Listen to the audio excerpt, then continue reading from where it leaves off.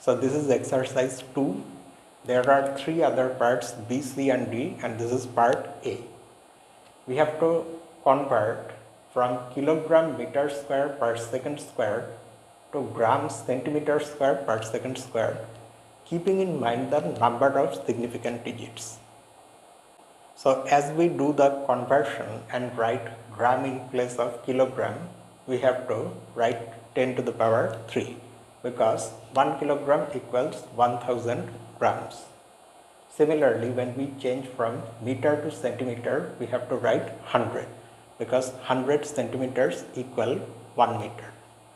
But already there is a square, so 10 square square. So ultimately it becomes 1 times 10 to the power 7 gram centimeter square per second square. The original measurement had one significant figure because there is only one digit, non-zero digit. This one also has one significant figure. Even if you write this 10 to the power 7 normally, like not in exponential notation, 1 followed by this many zeros, then those zeros are not significant. Only the non-zero digit 1 is significant because those are trailing zeros, and trailing zeros in a number without decimal point are not significant. They become significant only when there is a decimal point. So this is the answer. You can either write 1 times 10 to the power 7 or simply 10 to the power 7, like how it's given in the book. So the next one is part B, and here we have to convert 1 meter into light year. So we start our solution by considering the light year first. 1 light year is the speed of light times 1 year. That is, it is the distance that light travels in 1 year. And the speed of light is known in vacuum, 3 times 10 to the power 8 meter per second. And then you calculate how many seconds there are in 1 year. 365 days times 24 hours in 1 day times 60 minutes in 1 hour times 60 seconds in 1 minute.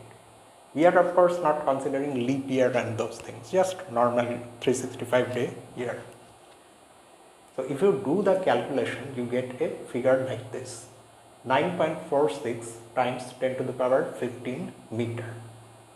Note that here we have meter per second times second, so meter.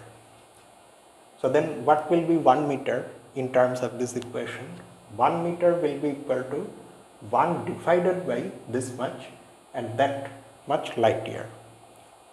So here if you do the calculation, you get a figure like this, 1.057 times 10 to the power minus 16 light year. But you cannot of course write this. Why? Because the original figure, the original measurement had only one significant figure. Here also you should have only one significant figure. Although mathematically the answer is coming like this, but you have to remove this part, because if you start counting the significant figures, which of course that's how you always do from this side, then already you have a non-zero digit in the beginning itself. So you have to keep only that.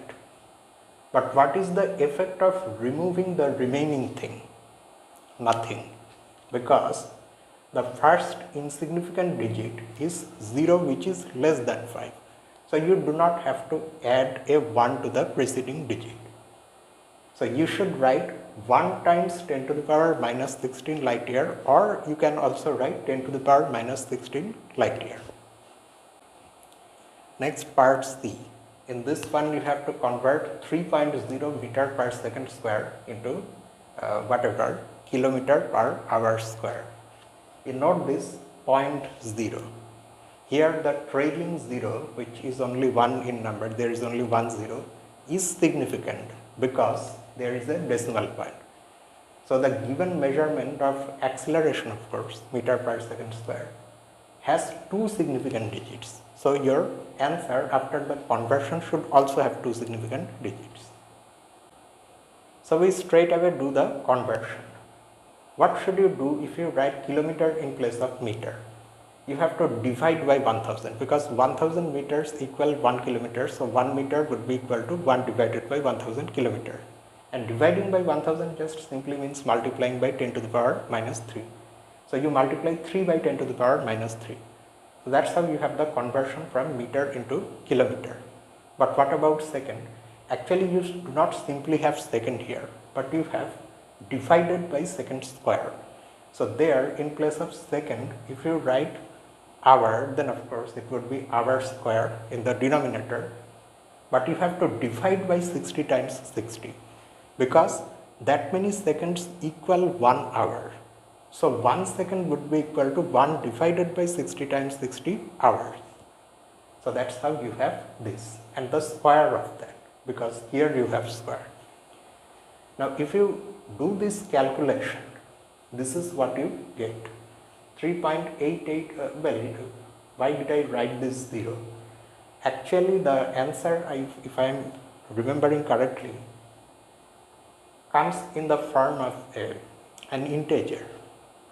And then when you express that integer in scientific notation, it looks like this. You can just simply write this also, because anyway you are ultimately going to keep only two significant figures. So this is your mathematical answer, but you want a physical answer, physically meaningful answer. So here you have two significant digits. Here also you should keep two significant digits. If you start counting the significant digit number from that side, 3 is significant, 8 is significant, but then you do not want any more.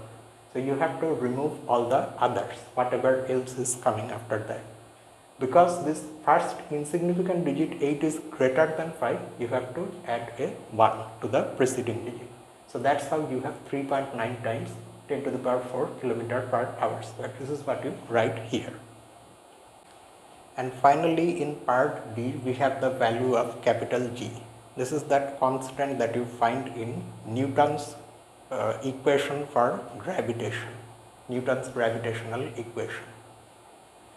So it equals 6.67 times 10 to the power minus 11 Newton meter square per kilogram square. We have to change this unit into this. Centimeter, it looks very different from what you see here. Centimeter cube per second square per gram. So let's see what we get if we do the conversion. So in the solution, what we first do, we keep the numerical part as it is and we write what Newton is. Newton is kilogram meter per second square. And with that, of course, you also have meter square divided by kilogram square. And then there are some cancellations here itself in the units. So you can see that you are getting meter cube. And because you have kilogram divided by kilogram square, so you have kilogram in the denominator and second square of course remains. So it is from here that you see that this is how finally the unit is going to look. Length cube, time to the power minus 2 and mass to the power minus 1. So now we just have to do the conversion. And so we do the conversion. To convert meter into centimeter, we have to multiply by 100, because 100 centimeters equal 1 meter. So it is just that. In place of meter, you write 100 centimeter. 100 means 10 square, but actually you have centimeter cube. So 10 square cube. And then you also have to convert kilogram into gram. So here also you write 10 cube, because 1000 grams equal 1 kilogram. So in place of kilogram you write 1000 gram, but already kilogram is in the denominator. So you write 10 cube, which is 1000 to the power minus 1, or you can just divide by 1000 also. So that's how we have this. We do not have to luckily do anything with the second unit, that is the unit of time. Otherwise 60 and those things would have come and made the thing more complicated. So what are you now getting? 2 times 3 is 6, 6 minus 3 is plus 3, plus 3 minus 11 is minus 8. We are lucky because we do not have to touch this part. And that is why nothing really essentially changes. Only a power of 10. Previously we had this, now yes we have that. So same number of significant digits. 3 here, 3 there also. So that's the value you should write in that blank space. And let's just end this small video here. There are so many other exercises that we will solve next week. So see you next week with more things. Until then, this is me, Lucifer from A Mathematical Room. Have a nice day.